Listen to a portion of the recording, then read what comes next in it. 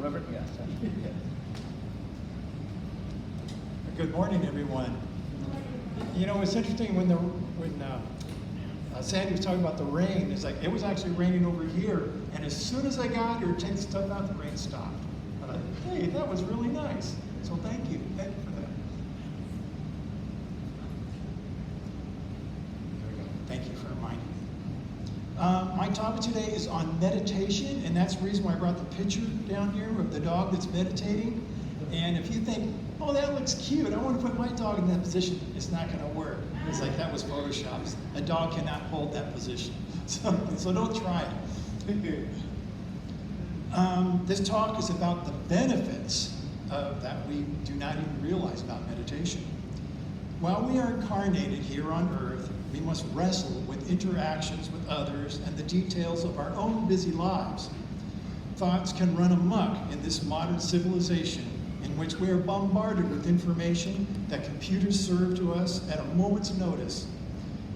Our fast food lifestyles give us little time and a little pause before we are on to the next thing, from tasks to entertainment. Depending on our unique personalities, this can be an overload to our senses that keep us wired and always in a hurry. This can render us weary and tired. Instead of enjoying life, we are stressed by it. Through this hustle and bustle, mental illness grows within our own society. How can we get off this merry-go-round roller coaster ride? Meditation can go a long way to helping us regain control of our emotions and our thoughts. Meditation can go a long way to helping us regain control of our emotions and our thoughts, which I think I just repeated. At some point in our lives, we long for the days to relax our minds and begin looking for a solution. Perhaps a trip to the doctor for anxiety pills, or planning a vacation to get away from it all. Medication is standing by as a solution. In these last few years, it seems the world is crashing down on us with this pandemic, the war in Ukraine, and the economy of the world. More people long to get away from all this negativity. Meditation is waiting for us to see it, to use it. It is probably more important now than at any time recently that we need to pay attention to our mental state, whether we realize it or not. We might be interested in downloading one of those meditation apps on our smartphones, but be cautious. Meditation requires a commitment on our part, and the effortless download of an app will not fix that alone. It is difficult at first. Is this the right way to meditate? Am I doing it right? How come I don't feel any different? I must be failing because I can't keep my mind clear. It takes time to train your mind to relax after so much buzz that the mind is used to. Outside thoughts will interrupt us. Don't fight it, because that just takes you right out of that relaxed state. Instead, note that the thought is there and then gently send it on its way, like a cloud that drifts in and then drifts out. Daily meditations at a prescribed time are the best practices. It helps you stick to what increases your success. Some people meditate for a couple hours, but I myself, I cannot do that, so I don't. 15 minutes a day should be enough. This is also helpful to your spirit guides, who will most likely be attending you during this time. By keeping a regular schedule, your guides know when you are about to participate. In the beginning, you'll probably have to be led in the meditation by a downloaded app, a CD, or even making your own recording of meditation from a meditation book.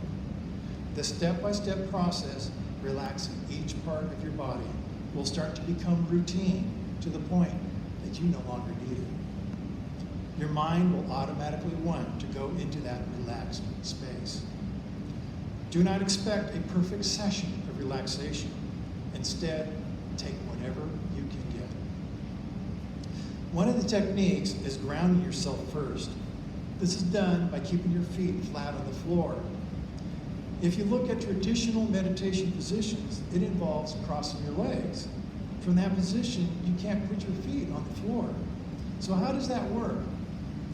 One of the techniques that I have learned is to visualize a connection from your tailbone to the ground and connected to the core of the earth. The material used can be a line, a rope, a pipe, a column of granite, whatever is easiest for your mind to visualize. In time, you will notice a change coming over you. You will notice a reduction in stress of everyday life. You will not feel the need to react to every little thing. Things that used to trigger anger will not be so compelling to do so. You will be able to handle your emotions better. Occasional outbursts may be a normal function of life, but these are exceptions to a new normal state of mind.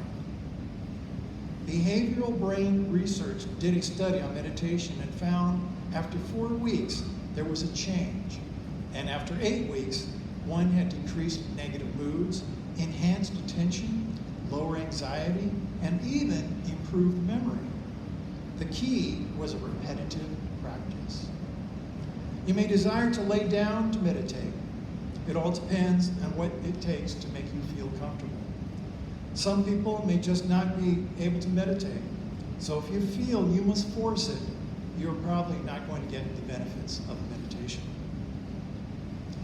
Someone described how they were able to figure out that their meditation practices were working when, while walking, they experienced an unpleasant confrontation with a reckless driver. After the encounter, she noticed her heart was not beating faster, nor did she feel any physical or emotional sensations of panic or distress, something that would have happened before. How is this possible? It puts your mind in a state of awareness without judgment. Without judgment, the situation becomes something that is not about you. With judgment, the negative feelings of your own agenda come to the surface, such as, this person is not acting the way they should, the way that I would. A personal example of this is with my aunts. They were getting elderly and needed more help, so medical personnel would come to the house. My cousins wanted to put up a whiteboard in the living room to communicate with the medical staff and each other as we took turns coming to the house. The aunts didn't want this big thing on a tripod in their house. To my mind, that was their preference. They wanted to live by their own standards. The cousins, they didn't see it that way and became angry. They were pushing their agenda onto our aunts. Meditation can help even out the lows and the highs of life. It regulates emotions, allowing for closer relationships. It lets us focus on the more important aspects and filter out the noise. This creates a genuinely happier life. If you are inclined towards anxiety and worry, meditation will be a benefit to you. It is not to be used to escape your emotions. This is something we all need to experience. A situation may justify anger or grief. Meditation lifts one's normal state of being.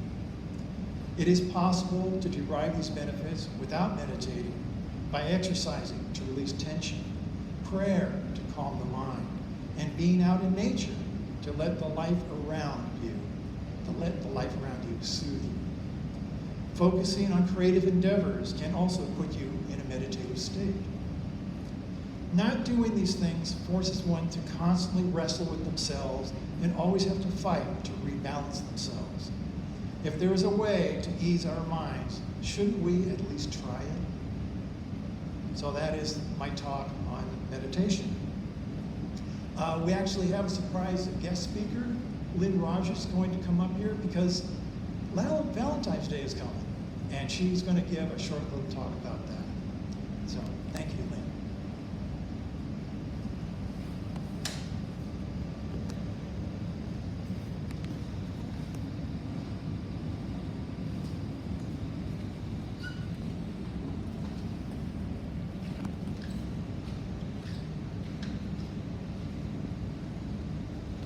Good morning. Good morning.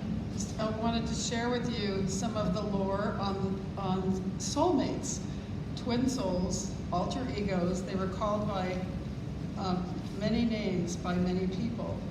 But my teacher, the late Jessica Madigan, who worked closely with Edgar Casey's son in Virginia Beach, was kind of an expert in it, and she loved it. Edgar Casey, through the clairvoyance of the readings he gave under hypnosis, indicated that in the beginning, we were spiritual beings who were androgynous, having both the masculine and feminine polarities within us. So, explain the difference between soulmates and twin souls. This is merely a matter of semantics. There are many terms to describe those who are the same soul throughout the earth. For centuries, poets have chosen to use soulmates and twin souls interchangeably. Spiritualist Swedenborg used spiritual affinities to designate those who are mated for all eternity. Plato preferred half-soul and heavenly mates. So by whatever name, the concept of a soulmate is that we began as angels. We're angels having an earthly experience. In heavenly realms, we're one. But in the experience of the earth, when we separated as part of our karmic unfoldment on earth, one took a bit more of the feminine polarity, say in the case of soulmates, and one a bit more of the masculine. We also have brother-sister souls. But is your soulmate always with you as your mate? There are a couple of people here who look like they might have found their soulmate sitting behind us. But it might not always be that that's your relationship. Perhaps your brother and sister, or I remember Jacqueline Smith of Charlie's Angels said her great-grandfather was the closest person to her. And when he passed away, she named her son the same name. Maybe this was a soul traveling through time to be with her. Sometimes your soulmate is an angel. They're not here at this time, and they're your guide, and they're a loving presence for you. It's a comforting thought that all of us, and maybe even our pets, have a special other, a romantic other. Occasionally, soulmates of masculine and feminine polarity might come in the same gender, such as Jonathan and David in the Bible, where one said to the other, "I have loved you as my own soul."